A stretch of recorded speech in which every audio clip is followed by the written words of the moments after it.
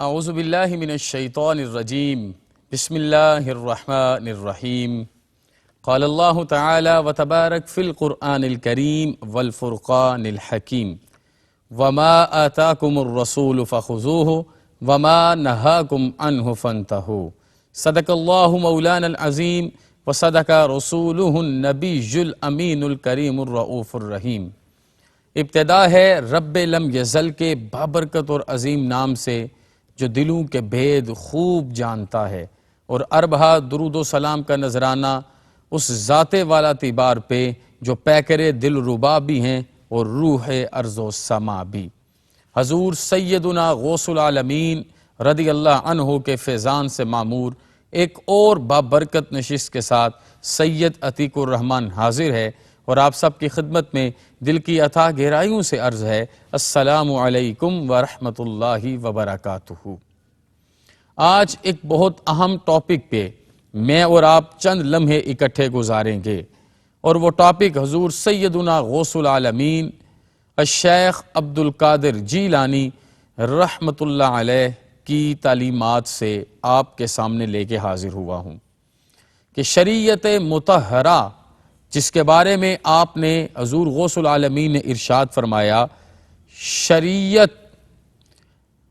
پاکیزہ درخت دین اسلام کا پھل ہے۔ شریعت پاکیزہ درخت دین اسلام کا پھل ہے۔ شریعت وہ آفتاب ہے جس کی چمک سے تمام جہان کی اندھیر نگریاں جگمگا اٹھتی ہیں۔ دیکھیے، دو جہاں کے والی سرکار دو عالم صلی اللہ علیہ وآلہ وصحبہ وسلم نے ہمیں ایک بڑی خوبصورت ترین اللہ کی نعمت سے نوازا ہے، جسے شریعت مبارکہ یا شریعت مطہرہ کہا جاتا ہے۔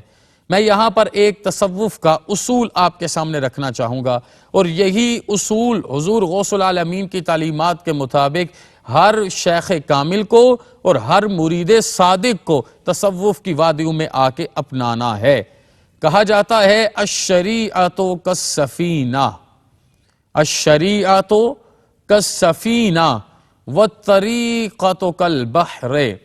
الشریعۃ کالسفینہ والطریقۃ کالبحر والحقیقۃ کالصدف والمعرفۃ کالدر۔ یہ چار منازل ہیں جو آپ نے آ کے طے کرنی ہیں، اور یہ چاروں منازل شریعت مطہرہ کے بغیر طے کرنا ممکن ہی نہیں ہے۔ بڑی خوبصورت مثال ہے، آسان سادہ، آپ آسان لفظوں میں اسے سمجھیں گے کہ جو شریعت ہے یہ ایک کشتی کی مانند ہے، اور کشتی کہاں پر ہوتی ہے؟ دریا میں ہوتی ہے، سمندر میں ہوتی ہے، پانی والی جگہ پر ہوتی ہے۔ تو آپ نے یہ بات اپنے ذہن میں رکھنی ہے کہ شریعت ایک کشتی کے مانند ہے، اور اس کشتی کو جو شرع کی کشتی ہے اس کو طریقت کے سمندر میں اتارا جائے گا۔ اب آپ دیکھیے، اگر بندہ پانی میں بغیر کشتی کے جائے تو پھر بھی اس کے لیے ہلاکت ہے، اگر وہ اپنی کشتی کی مکمل حفاظت نہ کر پائے پھر بھی اس کے لیے ہلاکت ہے، اگر اس کی کشتی میں کوئی چھید ہو جائے اور کشتی میں پانی آ جائے پھر بھی اس کے لیے ہلاکت ہے، اور اگر اس کی کشتی اوور لوڈڈ ہو جائے پھر بھی اس کے لیے ہلاکت ہے۔ تو یہ ایک نزاکت ہے، حسین امتزاج ہے جو آپ نے اور میں نے قائم رکھنا ہے، اور اس کے مطابق جب آپ طریقت کے سمندر میں اتریں گے پھر منازل طے کرتے کرتے آپ حقیقت تک پہنچیں گے۔ یہاں پر شریعت کشتی ہے، طریقت سمندر ہے، اور حقیقت وہ جو اس طریقت کے سمندر کی تہ میں ایک صدف ہے اس کو کہا جاتا ہے۔ اور آپ جب اس صدف کی جگہ پر پہنچتے ہیں تو پھر آپ کی کوشش کے بعد اللہ آپ کو معرفت کے دروازے کھول کے دکھاتا ہے، اور معرفت وہ در نایاب ہے، وہ در ایمان ہے جس کی طلب اور جس کی تڑپ کے لیے یہ پورا کائنات کا نظام ہر وقت رب دو عالم کے گرد طواف فرما رہا ہے۔ اور جب آپ اس در نایاب تک پہنچ لیتے ہیں تو پھر اللہ کا خاص کرم ہو جاتا ہے۔ اب میں آپ سے عرض کروں کہ اس سارے رستے کو طے کیسے کرنا ہے؟ منزل تو بتا دی کہ آپ نے شریعت کو کشتی بنانا ہے، پھر طریقت کے سمندر میں اترنا ہے، پھر تہ میں جا کے حقیقت کو صدف بنا کے پانا ہے، پھر اس کے بعد معرفت آپ کے گود میں حکمت کے موتی بن کے آئیں گے، نور ایمان کے موتی بن کے آئیں گے۔ لیکن حضور غوث العالمین کی تعلیمات کو پڑھا جائے، آپ کے ایک ایک جملے، ایک ایک لفظ، ایک ایک حرف کی تلاوت اپنی نگاہ شوق سے کی جائے تو ہمیں پتہ چلتا ہے کہ آپ نے مکمل طریقہ سکھایا ہے۔ آپ نے فرمایا کہ مومن کو چاہیے پہلے فرائض و واجبات ادا کرے۔ سب سے پہلے فرائض کے بعد واجبات۔ جب فرائض اور واجبات مکمل تندہی سے، پوری ترتیب سے صاحب ترتیب بن کے ادا کرنے والا ہو تو پھر اس کے بعد وہ نوافل اور فضائل اور نیک اعمال جو جزوی اعتبار سے ہیں ان کی طرف آگے بڑھے۔ اور آپ نے ساتھ مثال دی کہ اگر آپ فرائض و واجبات کو چھوڑ کے صرف نوافل کی طرف اپنا رجحان کرتے ہو تو یہ ایسے ہی ہے کہ اگر کسی بادشاہ کو کوئی بادشاہ کسی بندے کو بلائے، اگر کوئی بادشاہ کسی بندے کو بلائے تو وہ بادشاہ تک نہ جائے بلکہ اس کے کسی غلام تک چلا جائے، تو اعلیٰ بات کیا ہے کہ وہ بادشاہ تک جائے۔ تو یہاں پر بھی اعلیٰ بات یہ ہے کہ عبادات کا بادشاہ فرائض ہیں، پہلے ان کو پورا کیا جائے اور پھر اس کے بعد دیگر چیزوں کو ادا کیا جائے۔ آپ نے بڑی خوبصورت ایک بات حکم کے طور پہ ارشاد فرمائی۔ آپ نے کہا اگر کوئی شخص خلوت نشین ہونا چاہتا ہے، وہ چاہتا ہے کہ میں مراقبے کروں، وہ چاہتا ہے کہ میں ذکر اذکار کروں، تو صرف ایسے ہی خلوت نشین نہ ہو جائے بلکہ کیسے خلوت نشین ہو؟ پہلے فقہ کا مکمل عمل سیکھے، فقہ کا مکمل علم سیکھے، فقہ کا مکمل ہنر سیکھے، فقہ کا مکمل فن سیکھے، پھر اس کے بعد خلوت نشین ہو۔ اور آپ نے ارشاد فرمایا اگر وہ اس کے بغیر سیکھے بغیر خلوت نشین ہوگا، وہ بجائے اپنے آپ کو سنوارنے کے اپنے آپ کو بگاڑ کے رکھ دے گا۔ یہی تو ہمارا مسئلہ ہے کہ آج ہم سیل فون اٹھاتے ہیں،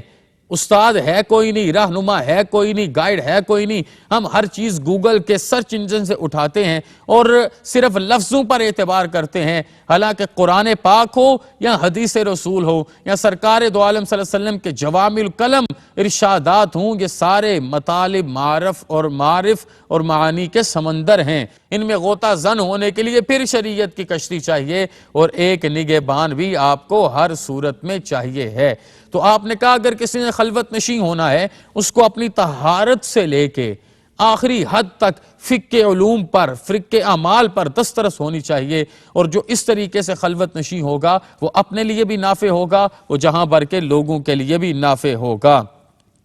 جیسے میں نے آیا کریمہ آپ کے سامنے قرآن پاک کے 28ویں پارے سے تلاوت کرنے کا شرف کامل حاصل کیا تو حضور غوث العالمین نے بھی ارشاد فرمایا، آپ نے فرمایا تقوی، اللہ سے ڈرنا، پرہیزگاری، نماز کا مقصود تقوی، روزے کا مقصود تقوی، حج کا مقصود تقوی، زکوٰۃ کا مقصود تقوی، نگاہ کو جھکا کے رکھو، پاکیزگی کا مقصود تقوی۔ الٹیمیٹ یہ ساری چیزیں ایک ہی منزل مراد تک جاتی ہیں، وہ پرہیزگاری ہے، وہ اللہ کے رستے پر پورے آداب کے ساتھ چلنا ہے، وہ اللہ کے رستے پر شریعت مطہرہ کے احکامات کے ساتھ چلنا ہے اور حدود اللہ سے کسی صورت بھی تجاوز نہیں کرنا۔ آپ نے فرمایا کہ تقوی کی حقیقت یہ ہے کہ جن چیزوں کا اللہ پاک نے حکم دیا وہ ہر صورت بجا لانی ہیں، ان کو چھوڑنے کے لیے۔ دیکھیں نا میرا دین کتنا حسین ہے اور کتنی آسانی سے مجھے اور آپ کو تلقین کی جاتی ہے کہ اگر آپ نماز پڑھ سکتے ہو تو باقاعدہ وقت میں جماعت کے ساتھ نماز پڑھو، باوجود اگر آپ نماز نہیں پڑھ سکتے جماعت کے ساتھ تو اپنی نماز پڑھ لو، اگر آپ بیمار ہو تو بیٹھ کے نماز پڑھ لو، اگر اور زیادہ تکلیف ہے تو لیٹ کے نماز پڑھ لو، اگر اور زیادہ تکلیف ہے تو اشارے کے ساتھ نماز پڑھ لو، اور اگر اس سے بھی آگے آپ کو کوئی مسئلہ ہے تو رب کریم ہے، وہ آپ کے لیے معافی کا انتظام ضرور کرے گا۔ تو شریعت ایک بہت خوبصورت ترین سرکار دو عالم صلی اللہ علیہ وسلم کے دین کا گلدستہ ہے جو مجھے اور آپ کو ہر طرح کے عیب سے بچانے کے لیے ہے۔ شریعت کو جس طریقے سے ہم سمجھتے ہیں کہ یہ کوئی تلوار ہے جو گردن کاٹے گی، یہ تلوار نہیں ہے، یہ اللہ کا کرم ہے جو دل اور روح کو نور ایمان سے منور فرمائے گا۔ حضور سیدنا غوث العالمین نے کہا، یہ جملہ میں نے اس سے پہلے بھی آپ کی خدمت میں عرض کیا، آپ نے فرمایا تقوی کی سب سے بڑی مجلس انسان کی خلوت ہے، اکیلے بیٹھ کے دیکھیں ہم لوگوں میں بیٹھ کے اپنے آپ کو اچھا بنائیں اور اکیلے بیٹھ کے لوگوں کی غیبت کریں، اس کا مطلب یہ ہے کہ ہم متقی نہیں ہیں۔ حضور غوث العالمین جب اکیلے بیٹھتے تھے، جب آپ مجمع میں بیٹھتے تو ایک سلطان بے نوا ہنر کی طرح آپ وہاں پر تشریف فرما ہوتے اور عالم کے رد و قبول سے آزاد اللہ کی رضا کے لیے آپ کے جملے نکلتے، آپ کے کلمے ارشاد ہوتے، آپ مہربانی فرماتے، آپ حکمت کے موتی در نیاب بنا کے انسان کے دامن میں ڈالتے۔ لیکن آپ جب اکیلے بیٹھتے تقریباً 15 سال آپ نے تکمیل قرآن ہر رات فرمائی ہے، ہر رات قرآن پاک کی 30 پاروں کی تلاوت آپ کی عادت رہی۔ اور یہ نہیں ہوا کہ ادھر سے آپ نے جامعہ نظامیہ سے ڈگری لی، آپ گریجویٹ ہوئے، اگلے دن آپ ممبر پہ آ کے بیٹھ گئے۔ ہم ان چیزوں کو بھی نہیں دیکھتے، ہم نے اپنے ایک ایک لفظ کو پالنا ہے اور پالنے کے بعد اس لفظ پر اپنے عمل کو قائم کر کے اظہار کرنا ہے۔ آپ نے تقریباً 25 سال پھر تزکیہ کیا، پہلے فقہ کا علم سیکھا، پھر خلوت نشین ہو گئے، پھر اپنی عشاء سے لے کے فجر تک کے جگراتوں کا آپ نے آغاز کیا، اپنے آپ کو ظاہراً دنیا کے معاملات سے دور رکھا، اور جب آپ نے 25 سال اپنی ہر چیز کو پروان چڑھایا اور نور ایمان کو اپنے جسم کے ایک ایک معاملے میں جاگزین فرمایا، تو پھر اس کے بعد آپ نے اپنی زبان سے کلمات ارشاد فرمائے۔ یہ وجہ ہے وہ کلمات جو سنتا تھا اس کے دل کی دنیا بدل جاتی تھی۔ حضرت ابو بکر شبلی، میں ایک مثال سے یہ بات عرض کرنا چاہوں گا، حضرت جنید بغدادی کی خدمت میں حاضر ہوئے، آپ نہاوند کے گورنر تھے، پہلے حاضر ہوئے اور حاضر ہو کے عرض کرتے ہیں میں یہ چاہتا ہوں کہ مجھے یہ تقویٰ کی شریعت کے مطابق معراج مل جائے، میں بھی اولیاء کی صف میں شامل ہو جاؤں۔ تو آپ یہ ارادہ لے کے، یہ بھی حضور غوث العالمین کے غلاموں میں سے ہیں، حضرت جنید بغدادی کی خدمت میں حاضر ہوئے، آپ نے ارشاد فرمایا اس طرح لمحے میں یہ چیزیں نہیں ملیں گی، جس شہر میں تم نے گورنری کی ہے اس شہر میں اپنے سارے معاملات کو درست کرنا، پھر تمہیں اللہ اس دروازے سے گزارے گا۔ کہا حضور میرے لیے آپ راہبر ہیں، رہنما ہیں، مہربان ہیں، میرے چچا ہیں، میرے اوپر کرم فرمائیے، میں آپ جیسے کہیں گے میں ویسے کروں گا۔ یہ بات ذرا دل سے سنیے گا، دل اور روح کے کانوں سے سنیے گا۔ حضرت ابو بکر شبلی نے جب یہ عرض کی، جناب جنید بغدادی نے کہا جاؤ، جس شہر میں پوری زندگی تم نے گورنری کی ہے نا، اس شہر میں جا کے سب سے پہلے عمل کیا کرو کہ ایک ایک گھر پہ لوگوں کے پاس جاؤ، ایک ایک مکان میں لوگوں کے پاس جاؤ، ایک ایک گلی میں جاؤ، اور جو ملے اس کے آگے اللہ کے نام پہ ہاتھ باندھ کے معافی مانگو۔ ہم یہ سمجھتے ہیں آج ہم ظلم کریں گے، ہم زیادتی کریں گے، آج ہم بڑے اپنے آپ کو طاقتور سمجھتے ہیں، آج ہم ہر حلال اور حرام طریقے سے اپنے لیے مال اکٹھا کریں گے، بچ جائیں گے۔ یہ بچنا ممکن نہیں ہے، یہ بچنا ممکن نہیں ہے۔ پورا سال جب معافی مانگی تو اب معافی مانگنے کی کیا کیفیت تھی؟ ایک تو جن لوگوں کے دل دکھے ہوئے تھے، چاروں نہ چار کبھی غلطی ہو ہی جاتی ہے، کسی نہ کسی وجہ سے لوگوں کو تکلیف پہنچی، ایک تو وہ راضی ہونے لگے، اور دوسرا اندر بدلنے لگا، انا مرنے لگی، تزکیہ ہونے لگا، طہارت ہونے لگی، اندر آپ کے تراوٹ آنے لگی، اندر آپ کے تبدیلی آنے لگی، تیشہ گری ایمان نے آپ کے اندر کو بدل دیا۔ تو آپ سال کے بعد دوڑ کے آئے، کہا کہ میں نے پورا سال یہ عمل کیا، کیا اب آپ کا رب مجھ سے راضی ہے؟ کہا نہیں، جس شہر میں یہ معاملہ کر کے آئے ہو واپس جاؤ، اور اس شہر کے جتنے جانور ہیں وہ جانور جب فضلہ کریں تو ان کو سنبھالنے کی ذمہ داری تمہاری ہے۔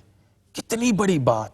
کتنی بڑی ذمہ داری، ماتھے پہ شکن نہیں آیا، گئے پورا سال محنت کی، واپس آئے، کہا اب رب راضی ہوا؟ کہا نہیں۔ تیسری بات کہا کہ اب جاؤ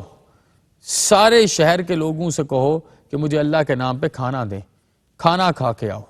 جب تیسرے سال واپس چلنے لگے تو اب گردن جھکی ہوئی، اب اندر یہ طلب نہیں ہے کہ میں دوڑ کے پوچھوں کہ رب راضی ہوا کہ نہیں ہوا، لیکن جب اب شہر پہنچتے ہیں، حضرت جنید بغدادی اپنے وقت کے مزین شیخ الحدیث ارشاد فرماتے ہیں رب نے اپنی دوستی اور رضا کا اعلان کر دیا ہے، عبدی یتقرب الی بالنوافل من عادی لی ولیجا فقد اذنتہ بالحرب۔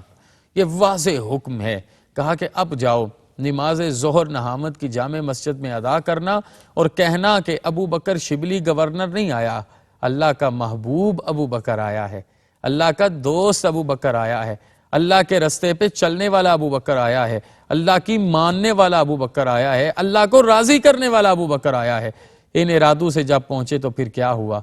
کہا کہ ابو بکر آیا ہے، آپ کا مہمان ہے، میرے لیے طعام کا انتظام کیا جائے۔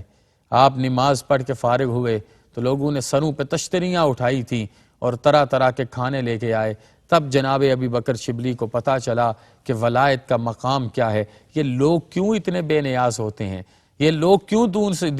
دنیا سے اتنے دور ہیں، ان کے لیے ان ساری چیزوں میں کیوں اللہ پاک نے کسی قسم کی دلچسپی نہیں رکھی، جبکہ وہ رب کے محبوب ہوں اور رب کی رضا پر لوگ اس طرح ان سے محبت کرتے ہوں تو وہ صرف رب کے ہو جاتے ہیں، اور رب کے ہونے سے سب ان کے ہو جاتے ہیں۔ میرا مالک مجھے اور آپ کو توفیق عطا فرمائے، سیدنا غوث العالمین کی غلامی کی عزت عطا فرمائے۔ وما علینا الا البلاغ۔ واہ کیا عمل